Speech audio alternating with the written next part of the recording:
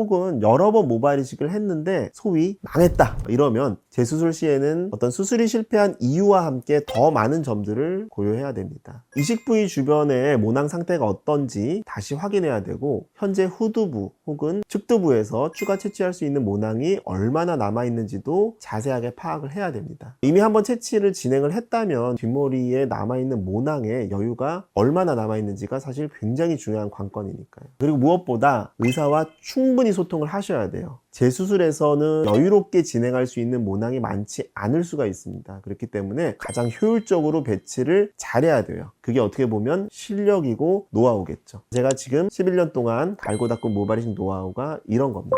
안녕하세요. 모발 이식 11년차 홍 원장입니다. 탈모 때문에 힘드신 분들 저희 병원에 매일 같이 오시는데요. 제가 환자분들을 만나보면 탈모 문제로 심리적인 위축을 겪고 계신 분들이 참 많더라고요. 머리카락이 빠지는 것 자체가 단순히 외모 문제로 그치는 게 아니라 자신감과도 깊이 연결돼 있으니까요. 그래서 그런 분들이 어렵게 용기 내서 모발 이식 수술을 받았는데 또 생각했던 결과랑 너무 다르거나 심었던 머리카락이 대부분 생착이 오히려 안 되고 빠져버리는 상황이 생기면 정말 세상이 무너지는 것 같이 탈한 느낌을 받는다고 대부분 얘기를 하십니다. 그래서 오늘은 모발 이식이 잘못되면 어떻게 해야 하는지 라는 다소 좀 무거운 주제를 다뤄보려고 합니다. 이번 영상을 통해서 모발 이식 수술이 잘못됐다는 기준이 뭔지, 또 수술이 왜 잘못됐는지, 그리고 실제로 잘못됐을 때에는 어떻게 대처해야 하는지까지 자세하게 알려드리도록 하겠습니다.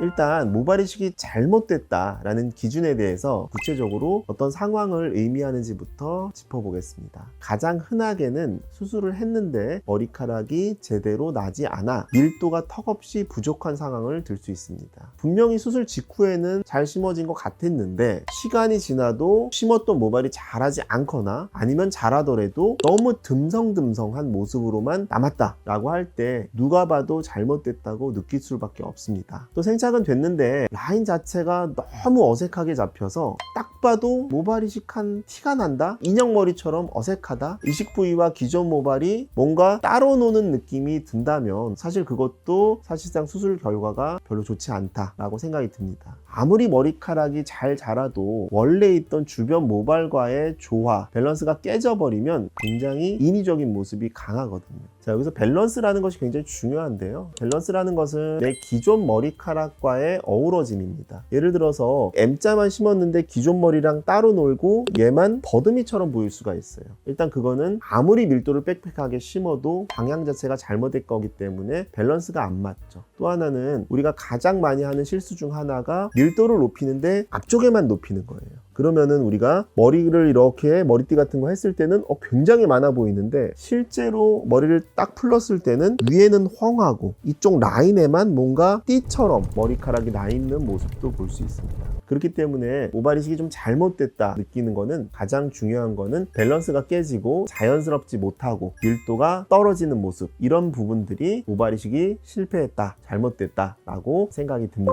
그렇다면 모발 이식 수술 비싼 돈 주고 했는데 왜 이런 실패가 발생할까요? 가장 대표적으로는 수술하는 의사나 수술팀의 숙련도가 문제가 있을 수가 있습니다. 모낭 채취나 또 이식 과정에서 가장 중요한 뿌리의 손상을 아주 최소화해야 되는데 사실 경험이 부족하거나 부주의하면 건강한 모낭이 제대로 심어지지 못할 가능성이 커지게 되죠. 물론 환자 본인이 관리에 신경 쓰지 못해서 망치는 경우도 있습니다. 예컨대 수술 초반에 수술하고 나서 한 3일 이내에 물리적인 마찰을 준다거나, 예를 들어 이렇게 긁는 거죠. 벅벅 긁어서 이 모낭 자체가 빠진다거나, 아니면 과도한 흡연이나 음주, 아니면 뭐 또 스트레스, 이런 것들을 받다 보면 생착률이 떨어질 수도 있습니다. 그러니까 의료진의 역량과 환자의 사후 관리, 이 두 가지가 실패 여부를 크게 가르는 결정적 요소가 된다고 볼 수 있습니다. 이 중에서는 물론 시술자, 의사의 역할이 훨씬 큽니다. 그래도 수술하고 나서 관리도 굉장히 중요한 부분이라고 생각이 듭니다. 일단은 잘 심어야 돼요. 그러니까 의사 역할이 훨씬 중요하다고 보겠죠. 한 9대1 정도로 생각하시면 됩니다.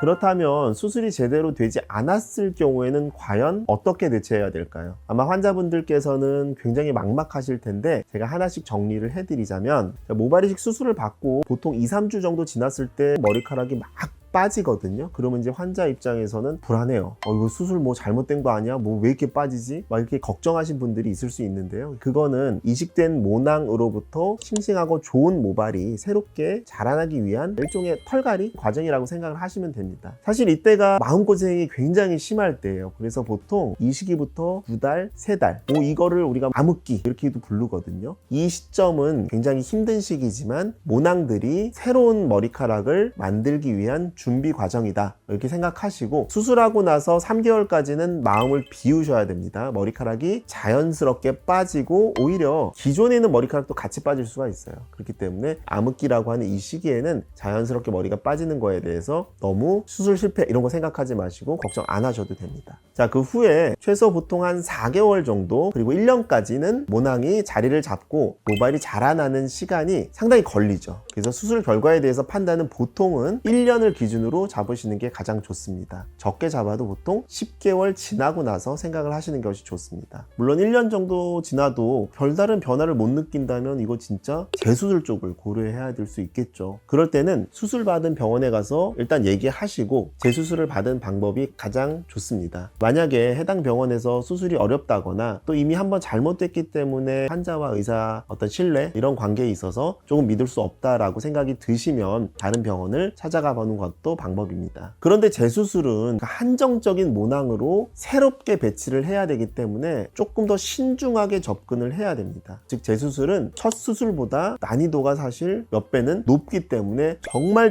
잘하는 곳을 찾는 게 굉장히 중요하다는 거죠. 저희 병원 같은 경우에는 재수술로 오시는 환자분들이 상당히 많이 계시는데요. 그 중에서 제가 기억나는 재수술 환자는 모발이식을 타 병원에서 한 3번, 4번 정도 했는데 생착이 되지 않았어요. 그래서 이제 5번째 모발이식을 하시려고 저희 병원에 오신 20대 여성분이 계셨는데 다른 병원에서는 수술을 거부했다고 하시더라고요. 왜냐하면 제가 봤을 때도 이미 이제 4번 수술을 받으면서 후두부 쪽에 모낭들이 엄청 많이 채취가 됐어요. 그렇기 때문에 후두부에 건강한 모낭들이 굉장히 없었죠. 그래서 채취 과정 자체부터 굉장히 난이도가 높은 편에 속했습니다. 사실 그런데 이분은 제가 아니면 괜히 다른 곳에 가서 했다가 5번째도 망칠까봐 어떻게든 제가 사명감을 가지고 수술을 해드리겠다고 말씀을 드렸죠. 20대 중반 정말 한창 꽃다운 나이신데 이번에 5번째도 망치면 앞으로 날들이 정말 힘들 것 같아서 제 딸 같은 마음으로 굉장히 마음이 쓰이더라고요. 수술을 진행을 했고 1년 뒤에는 어머니랑 같이 오셔서 정말 만족하시고 나갈 때까지 정말 울먹거리셨어요. 굉장히 뿌듯했죠, 개인적으로. 이처럼 이미 한 번 혹은 여러 번 모발 이식을 했는데 소위 망했다 이러면 재수술 시에는 어떤 수술이 실패한 이유와 함께 더 많은 점들을 고려해야 됩니다. 이식 부위 주변의 모낭 상태가 어떤지 다시 확인해야 되고, 현재 후두부 혹은 측두부에서 추가 채취할 수 있는 모낭이 얼마나 남아있는지도 자세하게 파악을 해야 됩니다. 이미 한번 채취를 진행을 했다면 뒷머리에 남아있는 모낭의 여유가 얼마나 남아있는지가 사실 굉장히 중요한 관건이니까요. 그리고 무엇보다 의사와 충분히 소통을 하셔야 돼요. 예전에 라인이 어색했다면 이번엔 또 얼마나 내릴 건지, 아니면 모발의 어떤 각도, 분포 어떤 식으로 분배할지. 재수술에서는 여유롭게 진행할 수 있는 모낭이 많지 않을 수가 있습니다. 그렇기 때문에 가장 효율적으로 배치를 잘해야 돼요. 그게 어떻게 보면 실력이고 노하우겠죠. 제가 지금 11년 동안 갈고 닦은 모발이식 노하우가 이런 겁니다. 그렇다면 어떻게 하면 첫 수술부터 모발이식을 성공적으로 마무리할 수 있을까? 저희 병원에 재수술로 오신 분들에게 어디서 첫 수술을 했고 어떻게 그것으로 결정을 하게 됐는지 여쭤보면, 사실 요즘 SNS에서 가격을 낮춰서 광고 많이 하잖아요. 1000모에 얼마, 500모에 얼마, 그런 거 보고 사실 혹해서 수술을 결정하셨다라고 하시더라고요. 자, 그래서 병원을 선택하실 때 정말 부탁드릴게요. 저렴한 가격이나 단순 광고만 보고 결정하시기보다는 실제로 수술 경험이 풍부한 의료진인지, 환자 후기나 전후 사진이 충분히 구체적으로 공개되어 있는지 꼼꼼히 확인해 보시는 게 좋겠습니다. 그리고 수술 후에는 술, 담배, 굉장히 심한 운동 또는 물리적 자극 이런 것들은 최소한 수술 초반에는 확실히 자제를 해주시고, 샴푸나 세안 방법도 병원에서 안내받은 대로 조심스럽게 따라 주셔야 돼요. 아무리 막 기술이 좋아도 관리를 굉장히 소홀하게 한다면은 생착률이 떨어질 수 있는 요인이 될 수 있습니다. 자, 오늘은 모발 이식이 잘못됐을 때 어떻게 대처하면 좋을지에 대해서 이야기를 나눠봤는데요. 이미 탈모 고민으로 수술까지 결심하셨던 분들이라면 결과가 잘 안 나왔을 때 그런 상실감과 좌절감이 정말 크실 거라는 걸 잘 알고 있습니다. 그렇지만 한 번의 수술이 잘못됐다고 해서 사실 그냥 포기하게 되면 탈모 치료 시기도 놓칠 수 있고 또 제대로 된 재수술 기회도 놓칠 수가 있습니다. 그러니까 수술 후에 회복 기간을 충분히 거친 뒤에도 결과가 미흡하다 싶으면 해당 병원에 다시 한번 꼭 문의해서 상담을 받아보시고, 만약에 다른 병원을 고려하실 예정이시라면 반드시 재수술 케이스가 많고 병원 운영 경력도 꽤 되고 포트폴리오도 확실한 곳에서 재수술을 결정하시기 바랍니다. 재수술로 저희 병원에 오시면 재선에서 책임지고 끝내드릴 건데요, 그렇다고 꼭 저희 병원만 오시라는 그런 얘기는 아닙니다. 충분히 고민하시고 여러 곳에 상담 받아보시고 두 번째 결정이니만큼 현명한 결정을 하시기 바랍니다. 만약 자연스러운 헤어라인 모발 이식에 대해서 궁금하신 점이 있다면 우측 상단에 있는 영상을 클릭해 주시면 어떻게 모발 이식을 피 안 나고 자연스럽게 하실 수 있는지 확인할 수 있습니다. 추가로 궁금하신 점 있으면 아래 댓글로 남겨주시고요. 지금까지 모발 이식 11년차 홍 원장이었습니다. 감사합니다. 안녕.